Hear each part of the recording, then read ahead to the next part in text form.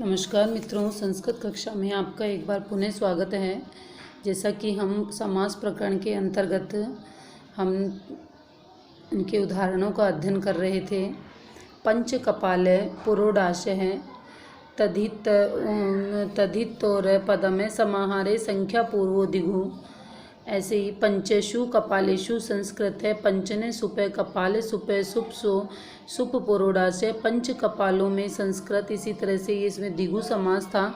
और कंठे काले सप्तमी विशेषण बहुब्रीहो कंठे काले यस्य से कंठ कालशु, कंठ में काल है जिसके अर्थात बहुब्रीहि व्याधिकरण तत्पुरुष प्राप्तोदक है। सप्तमी विशेषण बहुब्रीहा प्राप्त उदकम यम से प्राप्त उदक सु पंच पहुँच गया है जल जिसको, अर्थात बहुव्रीहि व्याधिकरण तत्पुरुष, इसी तरह बहुव्रीहि व्याधिकरण। और इसी तरह से हम अब बहुव्रीहि समास के अंतर्गत अब हम अध्ययन कर रहे हैं। ऊढ़ रथो अंत वाहन। बहुव्रीहि की अपन ने क्या परिभाषा की थी? बहुव्रीहि में किसी ना तो पहले पद की प्रधानता होती है ना दूसरे पद की प्रधानता, अपितु दोनों मिलकर के कोई अन्य ही पद आ जाता है, कोई अन्य ही अर्थ निकल आता है। ऐसे ही सप्तमी विशेषण बहुव्रीहि ऊढ़े रथो येन से ऊढ़े रथ सु, और चलाया है रथ जिसने ऐसा बैल, ये कौन सा है? व्याधिकरण तत्पुरुष। ऐसी अपहत पशु रुद्र है। अनेक मन्य अर्थे अपहत पशु यस्में से अपहते सुपशु, उपहार किया गया पशु जिसके द्वारा, अर्थात व्याधिकरण तत्पुरुष। ऐसे ही ऊर्ध दधो धृतो दनाम स्थाली अनेक मन्यार्थ है। उद्धृतम ओदनम यश्य उद्धृत सु ओदनम सु, निकाला गया है भात जिससे बहुव्रीहि व्याधिकरण तत्पुरुष। ऐसे ही पीताम्बर अन के मन्य पदार्थे पीताम्बरम यश्य से पीत अम्बरम सु, पीला है वस्त्र जिसका, ऐसा बहुव्रीहि व्याधिकरण तत्पुरुष। और ठीक ऐसे ही आगे है वीर गुरु ग्राम है। अन्य मने का अर्थ है वीर पुरुषा यस्मिन से वीर जस पुरुष, जस वीर पुरुष है जिसमें ऐसा व्याधिकरण तत्पुरुष। और ऐसे ही प्रपर्ण है प्रादिभ्य धातु जनस्य वाचो, और प्रापतित है पर्णानी यस्मात् प्रपतित है सुपर्ण सु, गिरा गया है पत्ते, गिर गए हैं पत्ते जिससे ऐसा व्याधिकरण तत्पुरुष। और इसी तरह से अपुत्रम न अत्यार्थे वाचो अधिमाने पुत्र यस्य से अधिमाने सु, पुत्र सु नहीं है पुत्र जिसके, ऐसा व्याधिकरण तत्पुरुष। और इसी तरह से चित्रगु अन्य मने का अर्थ है चित्रा गाओ यस्य, चित्रा जैसे गो जैसे चित्रा है गायें जिसकी, व्याधिकरण तत्पुरुष। और इसी तरह से रूपवद भार्या अनेक मन्य पदार्थे रूपवती भार्या यश्य से रूपवती सु भार्या सु, रूप वाली स्त्री है जिसकी, अर्थात बहुव्रीहि समानाधिकरण तत्पुरुष। और कल्याणी पंचमा अनेके मन्य पदार्थे कल्याणी पंचमी यशा में कल्याणी सु पंचमी सु, जिसमें पांचवी कल्याणकारिणी है बहुव्रीहि समास। और इसी तरह से है स्त्री प्रमाण है अनेक मन्य पदार्थे स्त्री प्रमाणी यश्य से सुप्रमाणी सु, स्त्री है जिसका, स्त्री है प्रमाण जिसका बहुव्रीहि समास। और इसी तरह से दीर्घ शक्त है अनेक मन्य पदार्थे दीर्घ सक्तिनी यश्य से, दीर्घ ओ आब्दी बड़े हैं उरु जिसके, अर्थात जंगाहें बहुव्रीहि समास। और इसी तरह से जलाक्षी अनेक मन्य पदार्थे जलजे इव अक्षिणी यश्य, जलज ओ अक्षी ओ कमल के समान आँखें हैं जिसकी, बहुव्रीहि व्याधिकरण तत्पुरुष।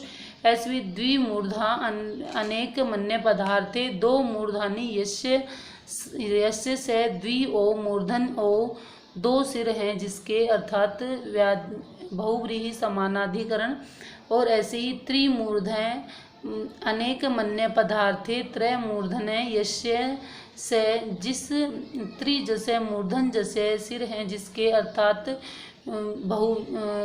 बहुव्रीहि। अंतरलोप है अनेक मन्य पदार्थे अंतरलोमानी यश्य, अंतरलोमन है जस भीतर है लोभ जिसके, व्याधिकरण समान बहुव्रीहि। और इसी तरह से अब हम आगे जो उदाहरण पढ़ रहे हैं वो हमारे, अब जैसे मान लो हमने व्याधिकरण तत्पुरुष के खूब सारे उदाहरण पढ़ लिए हैं। अब हम देखते हैं द्वंद्व समास के उदाहरण। अहोरात्रम चार्थे द्वंद्वे अर्थात अह च रात्र च अहांसु रात्रिषु अर्थात दिन और रात का समुदाय क्या बन गया इसमें, द्वंद्व समास इतरेतर।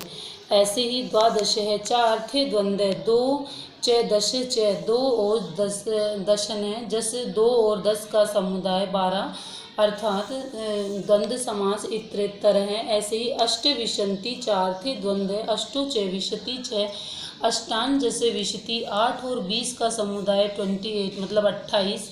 ऐसे इसी में इसमें भी द्वंद्व समास हो जाएगा। ऐसे ही जैसे कुक और मुरिया चार थे द्वंद्व अर्थात कुकुटश्ची मयूरी च कुकुट च मयूरी सु मुर्गा और मोर द्वंद्व समास 2 के लिए आ गए यहाँ पे।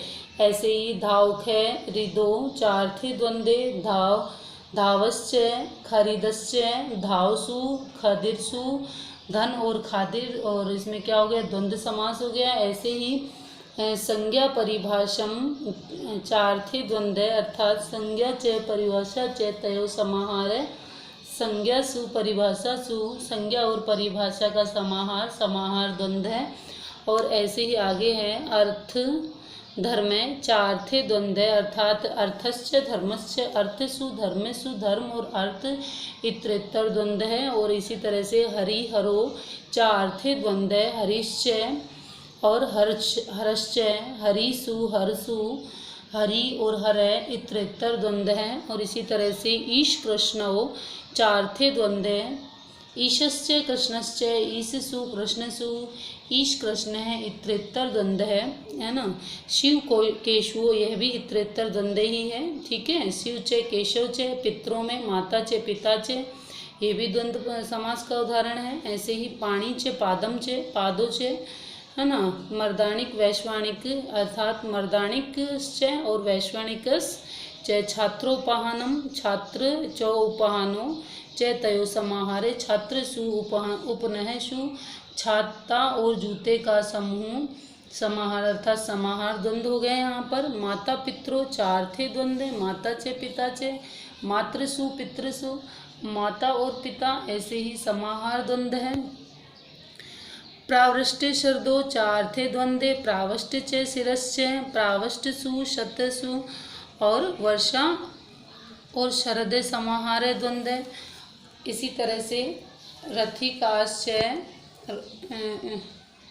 रथिकाश्वरोह चार थे द्वंद्वे रथिकाश्च अश्वरोहाश्च रथिका जैसे अश्वरोह जैसे रथिक और घुड़सवार इतरेतर द्वंद्व है।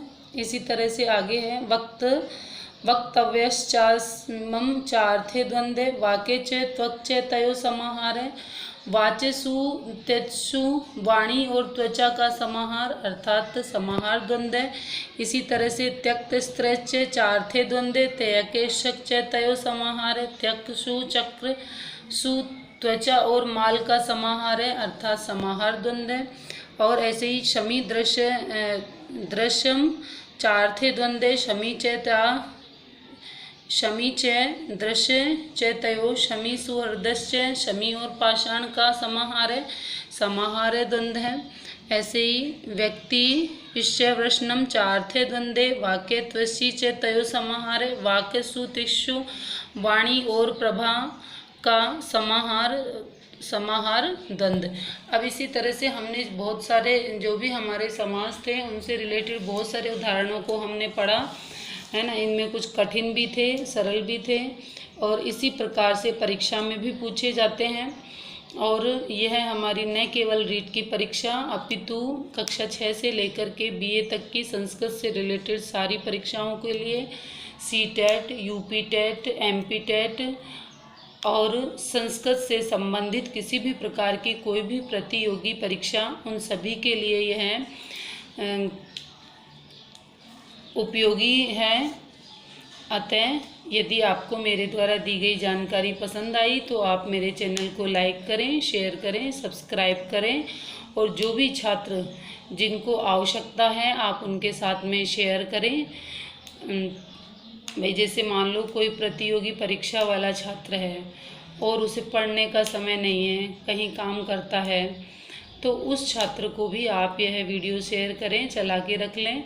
इससे क्या है, बार बार केवल सुनने मात्र से ही हमको अच्छे अच्छे बड़े बड़े उदाहरण याद हो जाते हैं, है ना। लेखन कार्य करते हैं तब तो होता ही होता है, लेकिन सुनने मात्र से भी याद हो जाता है। घर में रहें, सुरक्षित रहें। जय हिंद, जय भारत, नमस्कार।